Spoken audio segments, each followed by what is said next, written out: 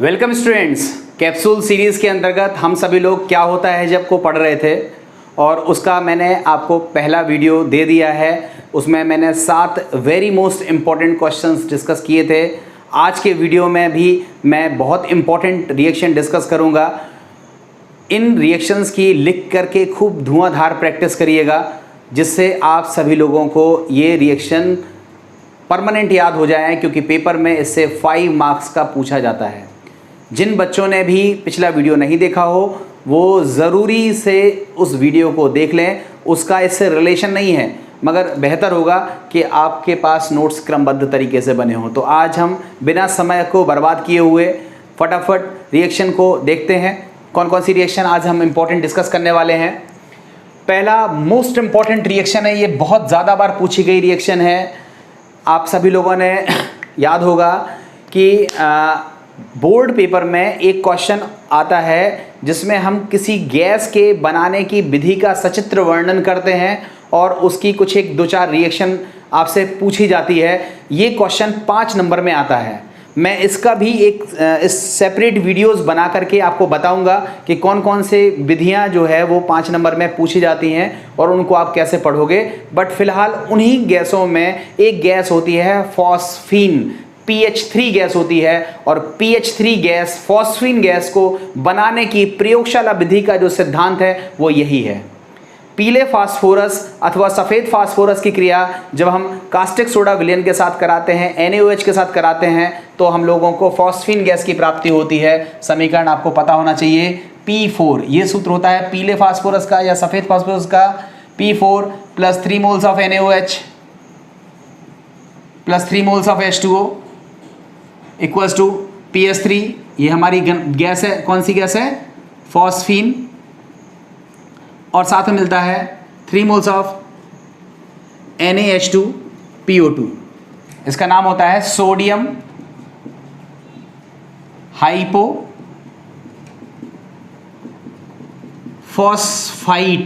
टा होता है लास्ट में, ठीक है। ये बनता है। ये मोस्ट इंपॉर्टेंट रिएक्शन है, ध्यान से पढ़िएगा।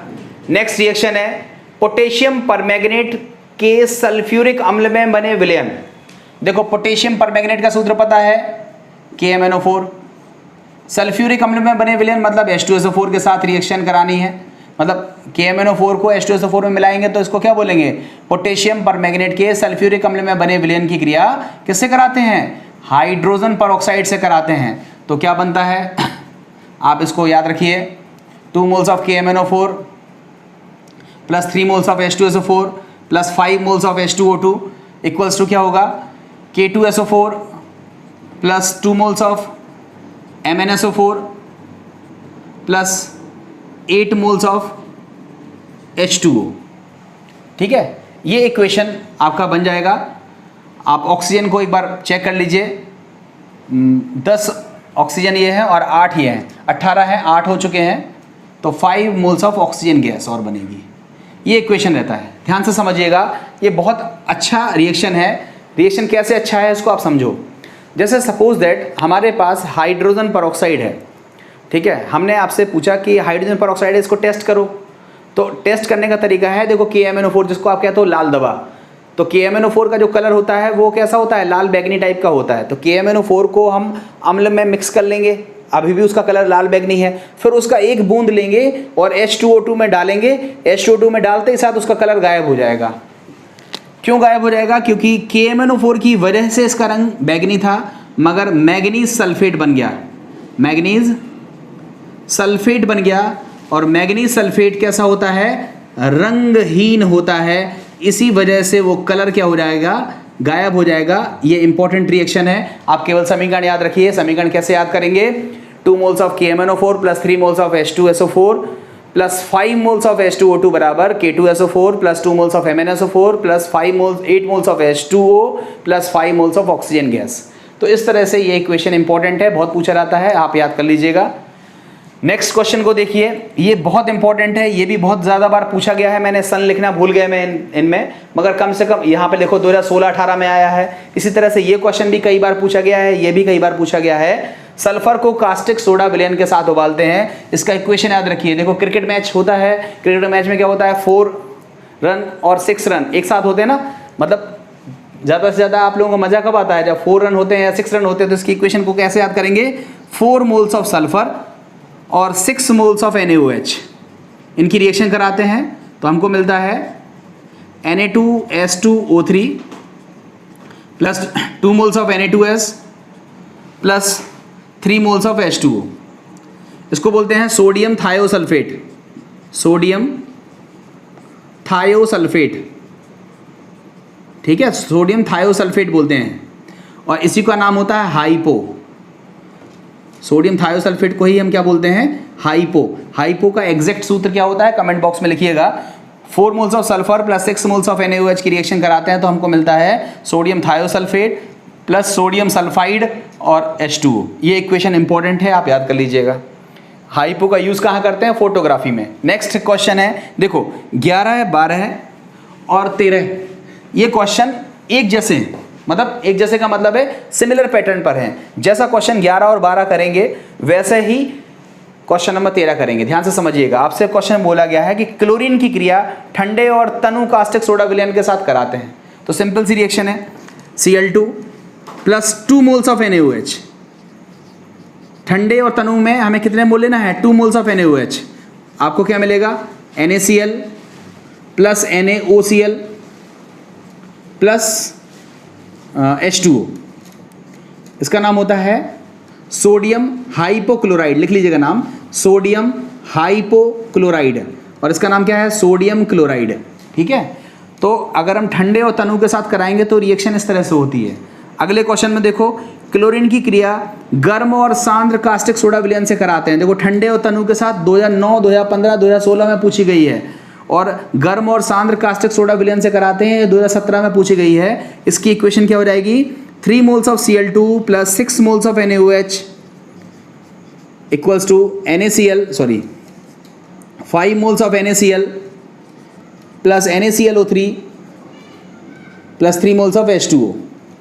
इसको हम क्या बोलते हैं, सोडियम क्लोरेट। इसका नाम होता है सोडियम क्लोरेट, और इसका नाम तो पता है सोडियम क्लोराइड। तो ये बहुत इंपॉर्टेंट रिएक्शन है। जिस तरह से क्लोरीन की क्रिया होती है वैसे ही ब्रोमीन से होती है, वैसे ही आयोडीन से होती है। तो देखो क्लोरीन की क्रिया ठंडे और तनु के साथ कैसे याद करोगे, Cl2 प्लस 2 NaOH बराबर NaCl plus NaOCl plus H2O। NaCl का नाम क्या है, सोडियम क्लोराइड, NaOCl का नाम क्या है, सोडियम हाइपोक्लोराइड। और गर्म और सांद्र के साथ रिएक्शन कराएंगे तो रिएक्शन क्या हो जाएगी, 3 moles of Cl2 plus 6 moles of NaOH बराबर 5 moles of NaCl plus NaClO3 plus 3 moles of H2O। इस तरह से इक्वेशन को हम याद करेंगे। अब ये हमने आपको क्या बताया, जैसी रिएक्शन क्लोरीन की वैसी ही ब्रोमीन की, वैसी ही आयोडीन की है, इसलिए हमने ब्रोमीन और आयोडीन के क्वेश्चन को अलग अलग नहीं बनाया है। हमने एक साथ एक ही क्वेश्चन में कह दिया है कि ब्रोमीन की क्रिया ठंडे तनु से कराओ, ब्रोमीन की क्रिया गर्म और सांद्र से कराओ, आयोडीन की क्रिया ठंडे और तनु NaOH से कराओ, आयोडीन की क्रिया गर्म और सांद्र से कराओ। मतलब यहाँ पर हमें कुल कितनी रिएक्शन लिखनी है, 4 रिएक्शन लिखनी है। कौन कौन सी रिएक्शन लिखेंगे, पहले लिखेंगे Br2 plus 2 moles of NaOH, ठंडे और तनु से करा रहे हैं ना, Br2 प्लस 2 NaOH लिख देना यहाँ पे, ठंडा एवं तनु। रिएक्शन से क्या बनेगा, NaBr plus NaOBr plus H2O। अगर गर्म के साथ रिएक्शन कराएंगे तो क्या बनेगा, 3 moles of Br2 plus 6 moles of NaOH बराबर क्या होगा, 5 moles of NaBr plus NaBrO3 plus 3 moles of H2O। Iodine से कराएंगे ठंडे और तनु, यहां लिख दीजिएगा गर्म एवं सांद्र।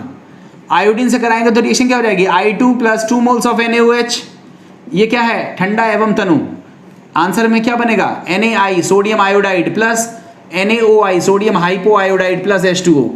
और गर्म और सांद्र से कराएंगे तो रिएक्शन क्या हो जाएगी, 3 moles of I2 plus 6 moles of NaOH बराबर 5 moles of NaI sodium iodide plus sodium iodate NaIO3 plus 3 moles of H2O।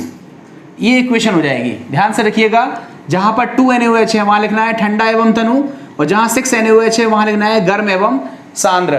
तो इसी तरह से हमारी जैसी क्लोरीन की रिएक्शन थी, ठीक वैसी ही ब्रोमीन की रिएक्शन है और वैसी ही आयोडीन की रिएक्शन है। इसको आप अच्छे से कर लोगे।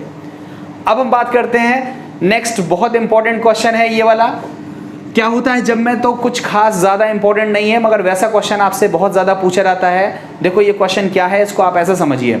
देखो आप सभी लोगों ने 11th क्लास में एस ब्लॉक आपने पढ़ा था, उस एस ब्लॉक में आपने सीखा था कि अगर हम सोडियम को या कहें तो क्षार धातु को जब हम द्रव अमोनिया में डालते हैं, द्रव अमोनिया का मतलब है लिक्विड अमोनिया में अगर डालते हैं तो नीले रंग का विलेन बनता है। क्यों बनता है ये रीज़न आपने 11th क्लास में पढ़ लिया था। यहाँ हम उस रिएक्शन की बात नहीं कर रहे हैं, मतलब हम सोडियम की क्रिया करा रहे हैं, द्रव अमोनिया से नहीं करा रहे हैं। हमारा क्वेश्चन ये है कि अमोनिया गैस को सोडियम धातु के साथ 300 डिग्री सेंटीग्रेड तापमान पर गर्म करते हैं। तो देखो अमोनिया गैस NH3, सोडियम धातु के साथ हम इसको गर्म करेंगे तो हमको मिलेगा सोडामाइड NaNH2, इसको हम बोलते हैं सोडामाइड, इसका नाम होता है सोडामाइड, और हाइड्रोजन गैस मिलेगी। ये इक्वेशन हो जाएगा। अगर कोई पूछे कि अमोनिया गैस को सोडियम धातु के साथ 300 डिग्री सेंटीग्रेड तापमान पर गर्म करते हैं, तब के लिए ये रिएक्शन है। अगर हम आपसे क्वेश्चन पूछें कि सोडियम धातु को द्रव अमोनिया में डालने पर क्या होता है, तो देखो आपको पता है सोडियम धातु जब हम लेंगे और उसको हम जब द्रव अमोनिया में डालेंगे तो अमोनिया के पता नहीं है कितने मोल, X + Y मोल ऑफ हमने क्या कर दिया, अमोनिया से रिएक्शन करा दी। तो हमने क्या देखा कि Na+ आयन के चारों ओर X NH3 इकट्ठे हो गए। इसको क्या बोलते हैं, अमोनियत सोडियम आयन, इसका नाम हो जाएगा अमोनियत सोडियम आयन। और क्या हो जाएगा, E- के चारों ओर कौन इकट्ठा हो जाएगा, Y मोल्स ऑफ NH3, इसको हम क्या बोलते हैं, अमोनियत इलेक्ट्रॉन। इनको क्या बोलेंगे हम, अमोनियत इलेक्ट्रॉन। तो जो अमोनियत इलेक्ट्रॉन होते हैं इसी की वजह से नीला रंग उत्पन्न होता है। तो अगर कोई पूछ ले, वैसे ये क्वेश्चन हमारा यहाँ से रिलेटेड नहीं है, फिर भी मैंने बता दिया आपको कि अगर हम सोडियम धातु को द्रव अमोनिया में डालते हैं तो अमोनियत इलेक्ट्रॉन की वजह से उसका रंग नीला होता है। और यहाँ पर क्वेश्चन क्या है कि अमोनिया गैस को सोडियम धातु के साथ गर्म करते हैं तो सोडामाइड बनता है, और कौन सी गैस निकलती है, हाइड्रोजन गैस।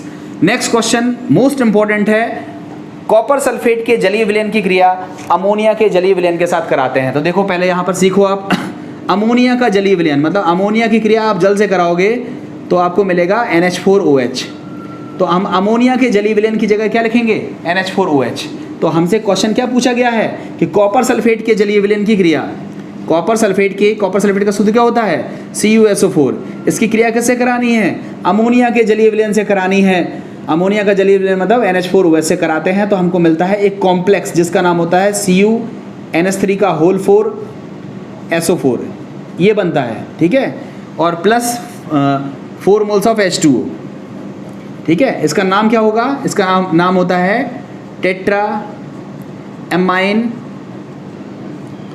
Copper +2 sulphate. अब ये नाम कहाँ से आया, ये आपने सीखा होगा कोऑर्डिनेशन केमिस्ट्री में। अगर नहीं सीखा है तो कोऑर्डिनेशन केमिस्ट्री के वीडियो को आप देखिएगा, तो उसमें आपको IUPAC नाम लिखना सिखाया गया होगा। फिलहाल इसका नाम होता है 4 अमीन NH3 है तो उसको बोलते हैं tetra amine copper 2 sulphate. Clear है। तो ये एक मोस्ट इंपॉर्टेंट क्वेश्चन था। इसी जैसे 2-3 क्वेश्चन और होते हैं, तो उन क्वेश्चंस को अब हम कैप्सूल सीरीज के नेक्स्ट वीडियो में इसको कवर करेंगे।